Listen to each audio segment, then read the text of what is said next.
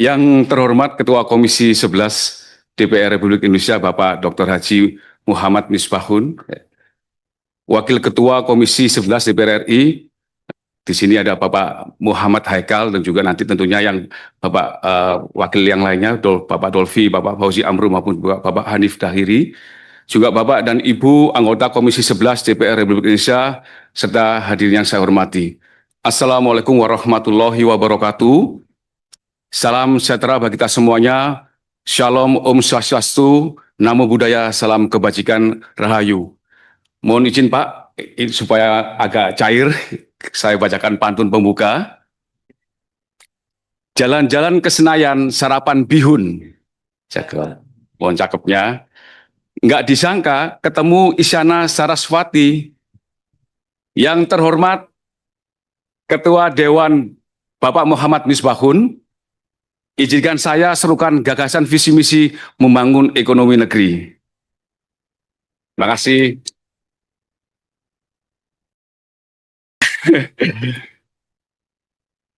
Bapak Ibu yang kami hormati, izinkan pertama-tama kami panjatkan puji syukur kepada kehadirat Allah yang Maha Kuasa karena atas ridhonya pada hari ini kita dapat bertemu bersilaturahim dengan Bapak Ibu terhormat anggota DPR Republik Indonesia Komisi 11.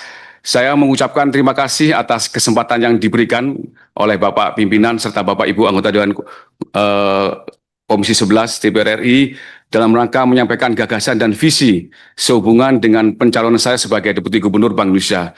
Kesempatan yang diberikan kepada saya merupakan amanah dan kepercayaan Gubernur Bank Indonesia dan juga Presiden Republik Indonesia yang telah mengusulkan saya sebagai salah satu calon anggota Dewan Gubernur. Dalam forum yang mulia ini, izinkan saya menyampaikan gagasan kebijakan dengan tema besar, memperkuat sinergi, mendorong pertumbuhan ekonomi lebih tinggi, berdaya tahan, dan inklusif untuk Indonesia maju.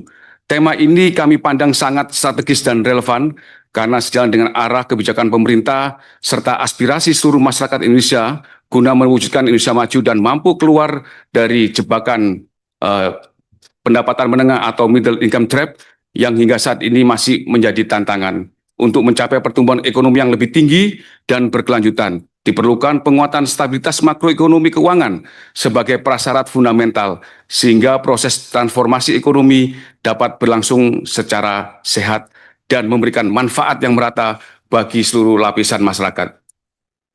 Slide berikutnya kami sampaikan, ini sedikit aja filosofi leluhur kita, sangkan paraning dumadi, yaitu kesadaran akan asal dan tujuan, bahwa keberadaan kita, keberadaan lembaga kita, keberadaan bangsa kita adalah dengan tujuan untuk mencapai kemaslahatan secara luas. Jadi ini adalah kita tentunya memiliki purpose di dalam hidup kita, dalam konteks kita beribadah kepada Yang Maha Kuasa, dengan keseimbangan nilai, spirit, dan tindakan serta tujuan akhir. Di slide berikutnya, tentunya kami ingin juga menyetir pemikiran Profesor Sumitro Joyo Hadikusumo, bagawan kita, dan juga kebetulan adalah almarhum ekonom yang terkenal, yang tetap relevan hingga saat ini, bahwa masalah pokok ekonomi Indonesia ialah bagaimana membangun suatu perekonomian nasional yang kuat berdasarkan kekuatan sendiri dan memajukan kesejahteraan rakyat banyak. Pemikiran itu menegaskan pentingnya membangun fondasi ekonomi yang kokoh, bertumpu pada kekuatan domestik dan berorientasi pada peningkatan kesejahteraan masyarakat. Dalam konteks ini, dan pertumbuhan ekonomi tidak hanya diukur dari capaian angka, tetapi juga dari kualitasnya dalam memperkuat struktur ekonomi nasional dan memperluas kemakmuran pertumbuhan yang tinggi. Bapak Ibu yang kami hormati, untuk mencapai pertumbuhan yang tinggi, berdaya tahan dan inklusif diperlukan penguatan sektor domestik, stabilitas sistem keuangan, serta kebijakan yang adaptif terhadap dinamika global. Selanjutnya kami sampaikan di slide berikutnya, ini adalah alur pikir dari apa yang akan saya sampaikan, bahwa saat ini dunia kian diwarnai oleh ketidakpastian.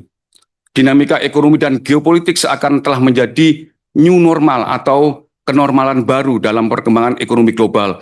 Kalau sebelumnya kita mengenal era VUCA, volatile, uncertain, dan juga kompleks maupun ambiguity, kita sekarang sudah memasuki tuna, turbulence, uncertainty, novelty, ambiguity. Jadi volatilitasnya sudah menjadi turbulence gitu.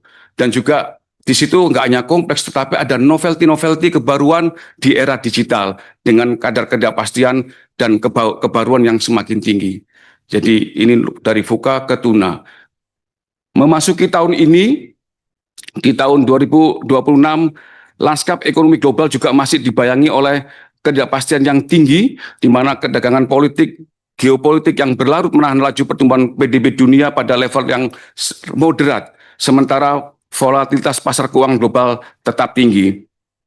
Tentunya gelombang ini akan mempengaruhi pencapaian cita-cita perekonomian nasional untuk menuju negara atau perekonomian Indonesia maju.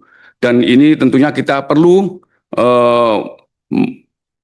menavigasi cita-cita tersebut agar bisa tercapai dengan selaras, dan tentunya melalui visi yang kami sampaikan di sini adalah memperkuat sinergi, mendorong pertumbuhan ekonomi yang lebih tinggi, bertahan dan juga inklusif.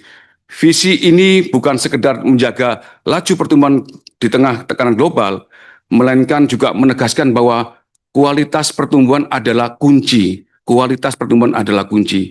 Arah visi ini sejalan dengan mandat Bank Indonesia dalam menjaga stabilitas nilai rupiah, sistem pembayaran, dan juga stabilitas sistem keuangan yang dijalankan melalui kami elaborasi melalui 3 misi, yaitu stabilitas yang dinamis, 2 adalah pertumbuhan ekonomi yang tinggi, dan yang ketiga adalah ekonomi yang inklusif. Ketiga misi yang kami sampaikan ini pada dasarnya juga align atau sejalan dengan semangat Sumitronomics, yang itu membangun kekuatan ekonomi dari dalam, memperkuat fondasi struktural, dan memastikan setiap kebijakan bermuara pada kesejahteraan rakyat banyak.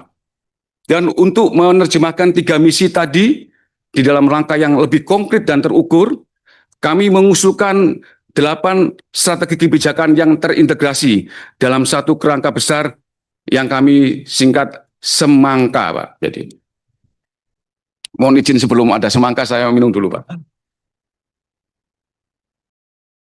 Semangka, Pak. Semangka ini ada 8 angka, 8 huruf. S tentunya adalah stabilitas makroekonomi dan keuangan, ekonomi syariah dan pesantren, makroprudensial yang inovatif, akselerasi reformasi struktural, navigasi stabilitas harga pangan, gerak UMKM dan ekonomi kreatif, keandalan digitalisasi sistem pembayaran, dan juga aksi bersama, sinergi dan kolaborasi sebagai seal atau kunci dari semua langkah-langkah kita tadi. Dan itu tidak berdiri sendiri, melainkan saling menguatkan satu sama lain dalam terorganisasi dalam kebijakan nasional. Slide berikutnya sedikit mengenai semangka ini, Bapak Ibu sekalian, kenapa kami pilih semangka? Ya, semangka ini bukan tanpa makna tentunya. Hampir setiap pertemuan kita menjumpai semangka, Pak. Ya, baik yang utuh maupun yang dipotong-potong maupun yang pakai lidi, Pak. Jadi ini semangka ini hijau di luar, merah di dalam, dan berbiji sebagai sumber keberlanjutan. Semangka ini memiliki antioksidan yang luar biasa, Bapak Ibu sekalian. Kenapa semangka itu ada yang warna merah, ada yang warna kuning, Pak? Ya, yang kenapa ini, warna ya. merah, Pak? Ada, Pak, nanti kuning. Mohon izin, jadi kulit hijau ini merepresentasikan tata kelola yang tertib. Karena semangka itu juga kulitnya halus, Pak, dari luar. Iya, nanti. Daging merah melambangkan kesejahteraan rakyat. Kuning pun juga sama, Pak, melambangkan kesejahteraan rakyat. Dan bijinya menjadi sumber keberlanjutan bagi generasi mendatang. Jadi 8 strategi semangka ini dirancang sebagai satu paket kebijakan yang terorkestrasi untuk sekaligus juga menopang program Astacita pemerintah. Jadi di depan tadi kami sampaikan, ini align juga dengan pewujudan atau mendukung program Astacita pemerintah.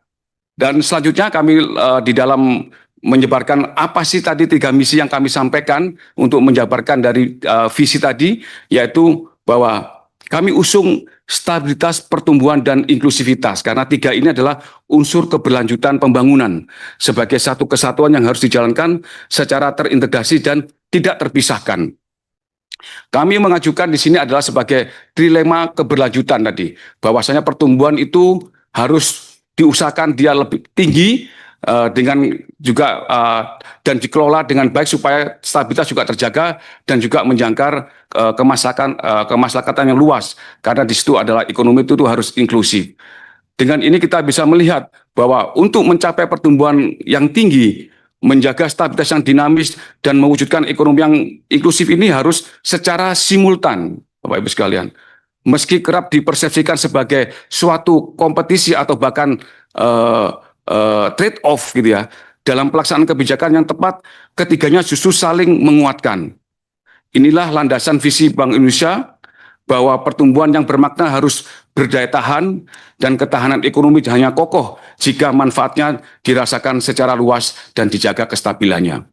Di slide berikutnya kami mohon izin untuk menyampaikan secara detail 8 strategi yang kami sampaikan tadi sebagai semangka. Strategi pertama adalah dalam menjalankan misi itu, pertama adalah stabilitas makroekonomi dan keuangan. Di tengah dunia yang kian bergejolak, stabilitas makro dan keuangan berfungsi sebagai jangkar untuk ketahanan ekonomi nasional. Stabilitas nilai rupiah, inflasi yang rendah dan terkendali, serta sistem keuangan yang sehat merupakan 3 pilar yang saling terkait dan tidak terpisahkan. Untuk menopangnya, Bank Indonesia selama ini menerapkan strategi bauran kebijakan yang terintegrasi, mengorkestrasi kebijakan moneter, makroprudensial dan sistem pembayaran dalam satu kesatuan arah dan mendukung pertumbuhan ekonomi yang berkelanjutan. Bapak Ibu sekalian, bauran kebijakan Indonesia ini sudah dilakukan sejak tahun 2010. Yang mana ini mengilhami berbagai negara-negara di dunia termasuk IMF recognize ini sebagai suatu inovasi kebijakan di era modern. Perlu kami tekankan bahwa stabilitas yang dibangun bukanlah stabilitas yang kaku dan reaktif. Ia bersifat dinamis dan antisipatif. Keterkaitan antar sektor real, sektor keuangan, dan pasar keuangan harus diperkuat agar transmisi kebijakan berjalan lebih efektif dan potensi risiko sistemik dapat diantisipasi sejak dini. Strategi kedua yang dapat kami sampaikan adalah menitikberatkan kepada pengembangan ekonomi syariah dan pesantren, yang juga ini kontribusi terhadap Astacita yang keempat, khususnya membangun SDM yang berkarakter, berintegritas, dan berdaya saing. Beberapa pemikiran mengenai pembangunan ekonomi yang mensejahterakan tidak semata-mata berorientasi pada akumulasi output, tetapi juga pada pembentukan manusia dan penguatan kesejahteraan sosial. Untuk konteks Indonesia, ekonomi pesantren sejatinya merupakan modal sosial yang mendorong produktivitas pembangunan ekonomi nasional. Pesantren memiliki peran strategis sebagai pusat pendidikan, sosial sekaligus simpul ekonomi kerakyatan berbasis nilai dan komunitas. Bank Indonesia akan memperkuat komitmen dalam pengembangan ekonomi pesantren antara lain melalui penguatan dan integrasi ekosistem usaha, meliputi pembiayaan syariah, akses pasar, teknologi, dan pendampingan. Strategi ketiga adalah diarahkan melalui inovasi kebijakan makroprudensial sebagai instrumen kunci untuk mendorong intermediasi pembiayaan yang optimal, seimbang, dan inklusi. Di tengah keterbatasan ruang instrumen kebijakan bank sentral, instrumen-instrumen yang lain, maka makroprudensial instrumen ini menjadi suatu yang semakin diandalkan, tidak hanya di Indonesia, tetapi juga di negara-negara di dunia. Intermediasi yang efektif adalah jembatan utama agar aktivitas ekonomi produktif dapat tumbuh secara berkelanjutan. Inovasi tersebut diwujudkan oleh Bank Indonesia antara lain melalui penguatan kebijakan insentif likuiditas makroprudensial, di mana Bank Indonesia memberikan insentif likuiditas yang lebih terarah kepada sektor-sektor prioritas, mulai dari pertanian, industri, pengolahan, UMKM, hingga ekonomi hijau dan sektor berbasis nilai tambah. Sektor-sektor prioritas yang kita address ini juga sebenarnya sudah lain dengan program-program prioritas pemerintah yang termasuk juga di dalam mendukung program Astacita. Kami juga di dalam konteks mendorong intermediasi ini melalui prinsip bridging liquidity supply and loan demand, mematchingkan antara sisi supply dan sisi penawaran adalah kita mendorong program baru bernama PINISI, yaitu percepatan intermediasi perbankan. Di sini kita didesain tidak hanya untuk menambah pasokan dana, tetapi juga memastikan pembiayaan ini mengalir tepat ke sasaran. Jadi kita juga nanti akan kita lakukan secara reguler dalam tiap triwulan bersama KL dan juga pelaku usaha terkait. Di slide berikutnya kami sampaikan kalau tadi sudah SEM, ini adalah ANG, Pak. Jadi ini adalah strategi yang berikutnya. Strategi keempat di sini adalah akselerasi reformasi struktural.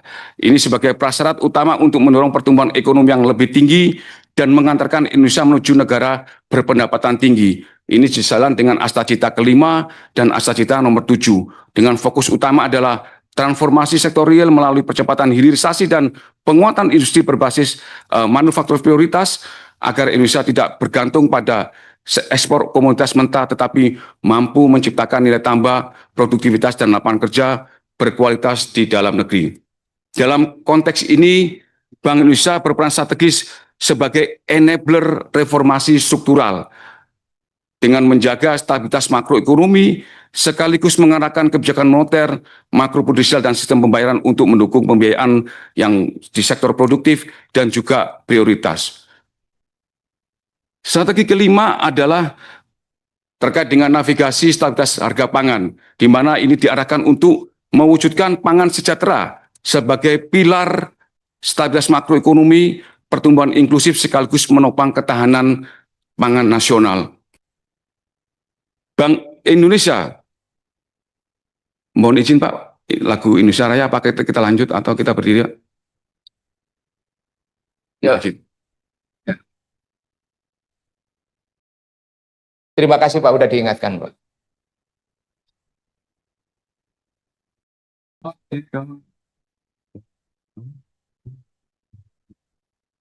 Puji Indonesia,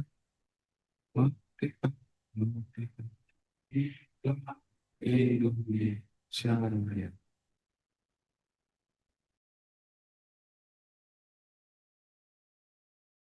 Habis Pak. Silakan dilanjut Pak Solihin. Kita dengarnya tadi. Mohon izin melanjutkan Bapak. Dalam konteks untuk menavigasi stabilitas harga pangan, Bank Indonesia memegang peranan yang strategik melalui penguatan pembiayaan sektor pertanian dan pangan strategik, serta digitalisasi ekosistem pangan. Orkestrasi kebijakan tersebut diperkuat melalui GNPIP, yaitu suatu dengan gerakan nasional pengendalian inflasi pangan yang didukung oleh 46 kantor perwakilan dalam negeri Bank Indonesia di seluruh penjuru Nusantara.